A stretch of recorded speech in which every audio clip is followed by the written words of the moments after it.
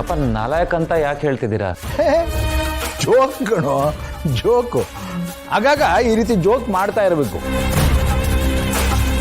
ಏಕ ವಯಸ್ಸಾದರೂ ಮನಸ್ಸು ಗಟ್ಟಿಯಾಗಿರುತ್ತೆ. ನೀವೇನೋ ಮಾತಾಡ್ತಾ ಇದ್ರಿ, ಮಧ್ಯ ಬಂದ ಕೂಡಲೇ ಮಾತು ನಿಲ್ಲಿಸ್ಬಿಟ್ರಲ್ಲ. May I help you? Uncle, ಅದು ಸುಮ್ಮನೆ ಮಾತಾಡ್ತಿದ್ವಿ ಅಷ್ಟೇ. ಅಯ್ಯೋ, ಕನ್ನಡ ಮರೆತು ಹೋಗುತ್ತೆ. ಬಾಯಿ ತುಂಬ ಮಾವ ಅಂತ ಕರಿಯಮ್ಮ. ಹೇಗಿದ್ರು ಎರಡನೇ ಸಲ ತಾಳಿ ಕಟ್ಟಿಸ್ಕೊಂಡ್ಮೇಲೆ ನೀನು ಮತ್ತೆ ನನ್ನ ಸೊಸೆನೇ ಆಗ್ತೀಯ ಅಲ್ವಾ? ಬಾಯಿ ತುಂಬ ಮಾವ ಅಂತ ಕರಿ. ಯಾಕೆ ಏನಂತೀಯ?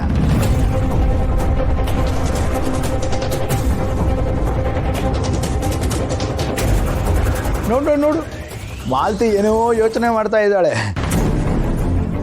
ಎರಡನೇ ಸಲ ತಾಳಿ ಕಟ್ಟಿಸ್ಕೊಳ್ಳೋ ಯೋಗ ಸಿಗ್ಲಿಲ್ವಲ್ಲ ಅಂತ ಪಾಪ ಹೊಟ್ಟೆ ಹೊರ್ಕೋತಾ ಇದ್ದಾಳೆ ಅಲ್ವಾ ಮಾಲ್ತಿ?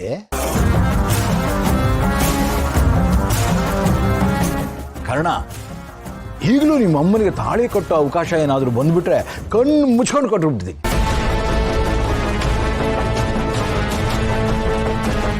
ಆ ಅವಕಾಶ ಈಗ ನಿನಗೆ ಬಂದಿದೆ, ನಿತ್ತಿನಿಗೆ ಕಟ್ಟೋದಕ್ಕೆ. ಉಪಯೋಗಿಸ್ಕೋ.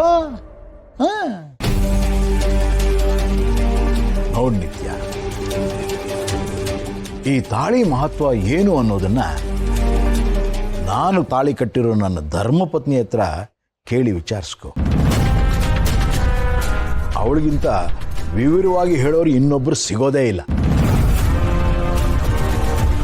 ನೋಡು ಮಗು, ಎಲ್ಲರ ಸಮ್ಮುಖದಲ್ಲಿ ತಾಳಿ ಕಟ್ಟಿದ್ರೆ ಅದಕ್ಕೊಂದು ಮರ್ಯಾದೆ, ಗೌರವ, ನಿನಗೂ ಒಂದು ಶ್ರೇಯಸ್ಸು, ನಮಗೂ ಅದನ್ನು ನೋಡೋ ಪುಣ್ಯ.